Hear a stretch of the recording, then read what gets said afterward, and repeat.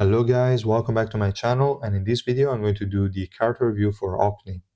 I'm going to go over the usual points, so I'm going to talk about how good this unit is, then we're going to look at the skills, revolution, exotic gear, ignition weapon, rapport, and finally some team recommendations. I'm going to start immediately with the first point, so how good is Hockney? As you can tell from the ranking I assigned to him, this guy is a really great support unit. He provides a lot to the team, especially to the highest attack unit in your team, because it will give them a lot of energy. But when I say a lot, I mean a lot of energy. So really, really good.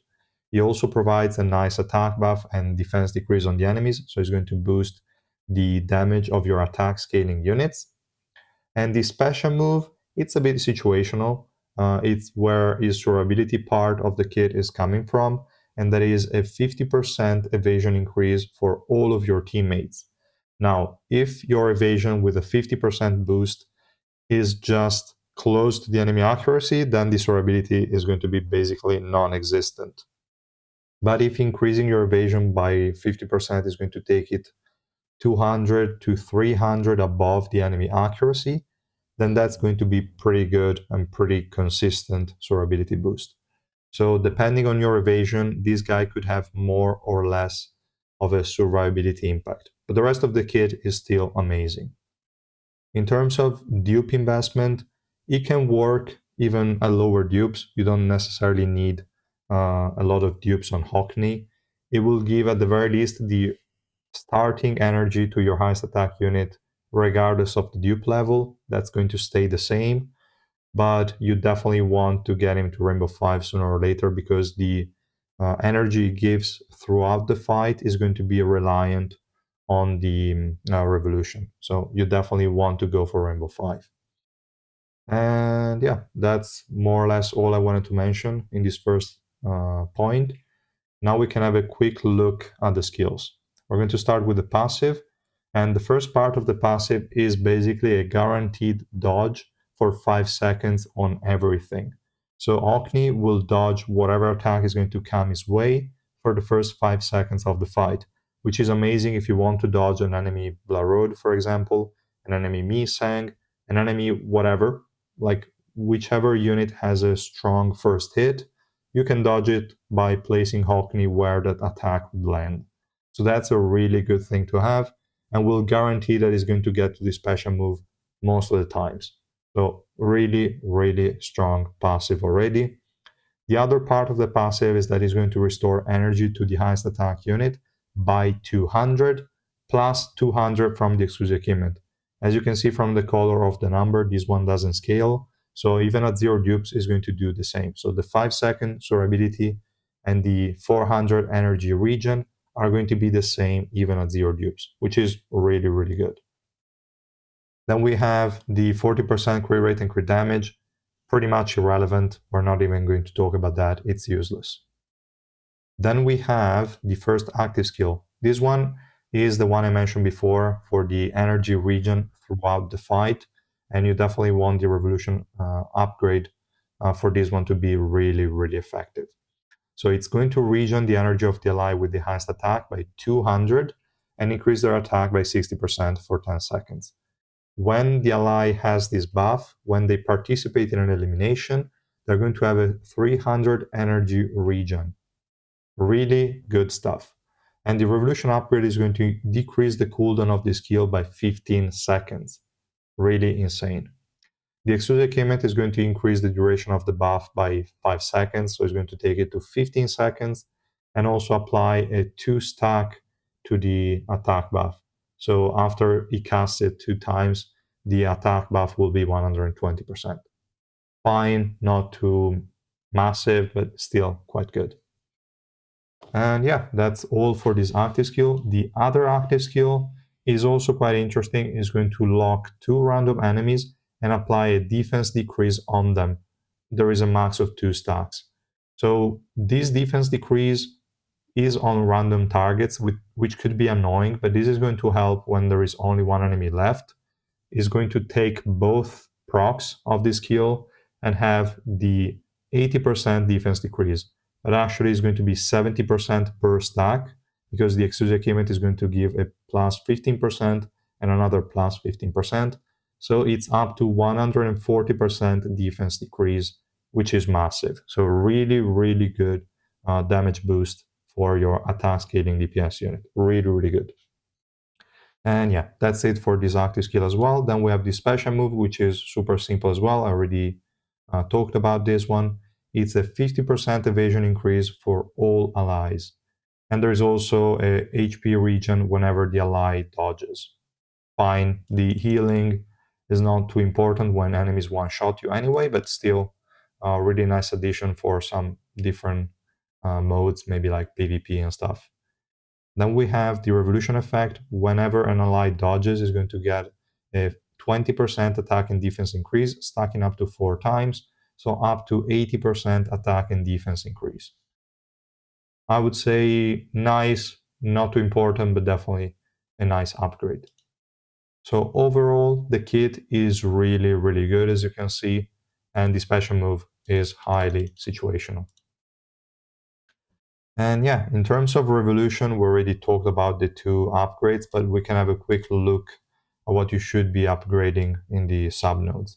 And yeah, as I recommend for most SSR support units, and also most support units in general, you only basically want to go for effect resistance. You don't really need anything else, especially again on SSR units. The rest is just whatever. You could go for evasion. It's just a 40 evasion, I believe, right? Yes. It's only 40 evasion, but could help since this guy is based on evasion anyway in his kit. Could help him a tiny little bit, but it's not really too important. And yeah, the rest, absolutely not needed. The max cooldown reduction is only like a 7.9%, so it doesn't matter at all. And yeah, that's all there is to Revolution. For the exclusive equipment, I already mentioned all the effects, but let's quickly talk about it. We get the physical resistance effect, which is nice if you are at a deficit where the enemies don't one-shot you. This is definitely something you want to see on support. And then we have level 1 and level 2, the plus 15 and plus 15% to the defense decrease that I mentioned before. Really good. Level 3 is going to give the additional 200 energy for your highest attack ally. Really, really good as well. And the level 4 is going to give Hockney 200 energy and then do the 2 stacks to the attack buff of Sight Share and the increase in the buff duration by 5 seconds that I mentioned before. Overall, all of these effects are really good. So this exclusive equipment is one of the best ones I've seen in this game, I think, or at least really up there. And yeah, in terms of gear, in this case, slot 4 is the most important one if you're relying on resistances to survive, which could be the case. So yeah, definitely an important slot. The other one would be slot 3 for the evasion. Again, not a major amount, but definitely nice to have. Crit rate and crit damage are relevant, and accuracy is also not too important, but you definitely want to have enough accuracy to hit the enemies because it has the defense decrease debuff. So you definitely want that to apply. And yeah, that's all for the gear. For the ignition weapon is a plain and simple Bari. You don't really have anything else that you could be running on this guy. You can always run Rafflesia, Runda, Doris, whatever you want. But Bari is going to be so good in a lot of scenarios that you will just run Bari.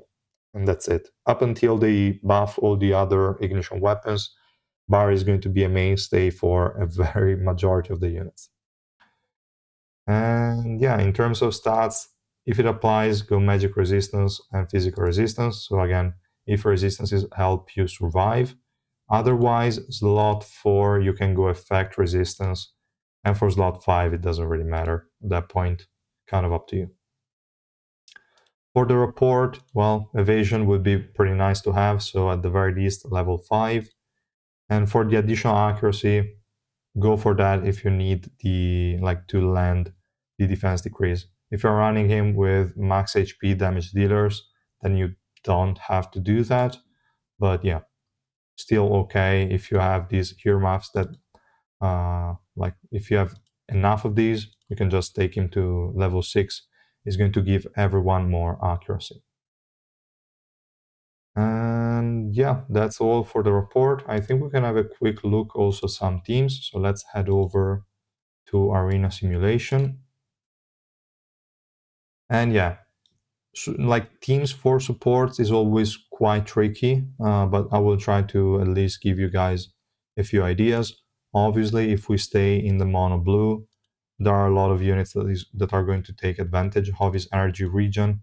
Obviously, Dawn is going to do a shit ton of damage with her special move, and having all the energy that Hockney provides is going to be massive for her. So definitely good pair here.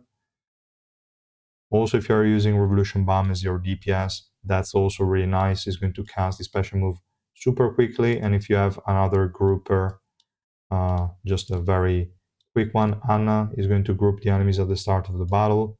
And this guy will immediately CC them up. So the bunny is also more likely to stay alive for longer.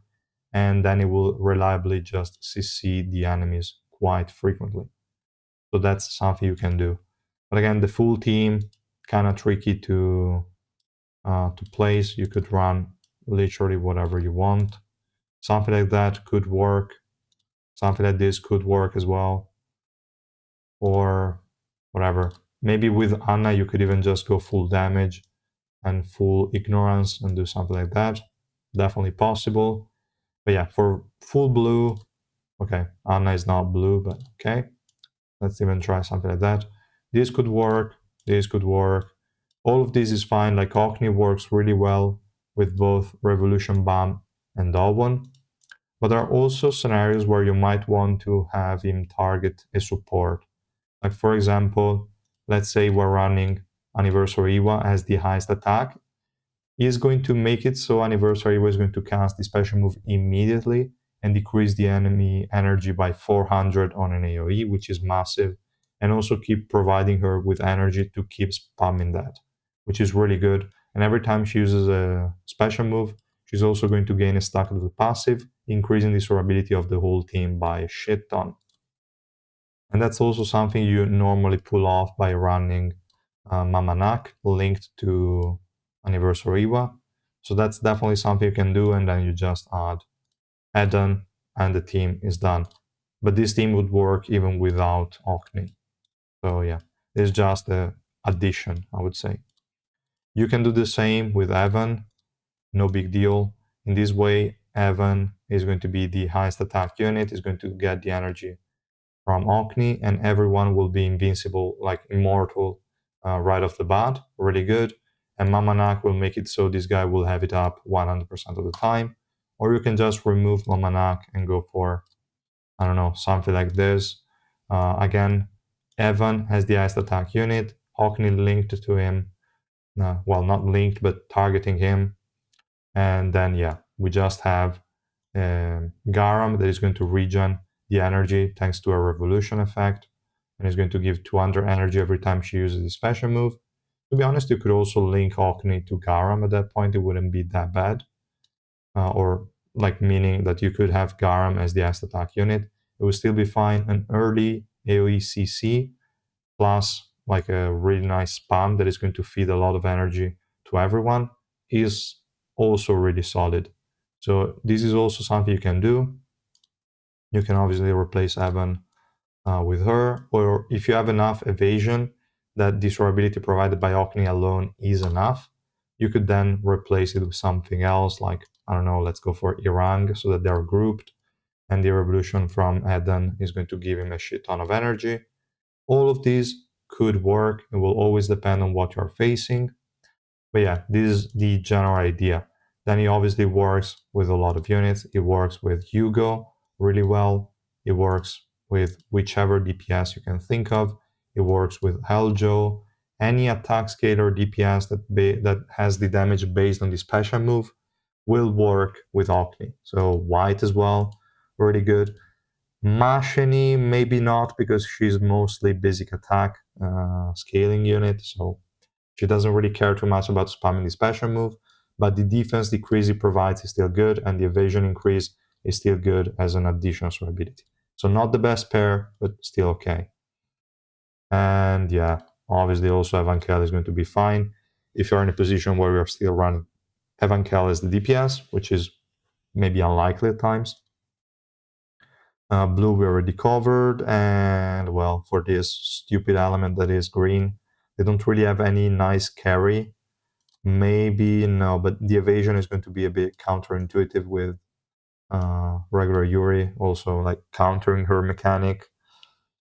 So yeah, here we don't really have anything good other than Tromray, and obviously Tromray works well with him because he's going to spam the special move a lot more, so pretty solid. Yasracha, not too great, but still okayish, I'd say. So yeah, those are more or less the option, guys. Then you have to be a bit creative. But if you go over to my team examples tab, I posted a few team comps with Hockney in it, and you can take example from that and build your own teams. This is just kind of an overview and an idea of how you should be running Hockney. If you have any additional ideas and comps, let me know in the comments down below. And also let me know how you feel about this guy. And yeah, that's pretty much all, guys. I will see you in the next one. Bye.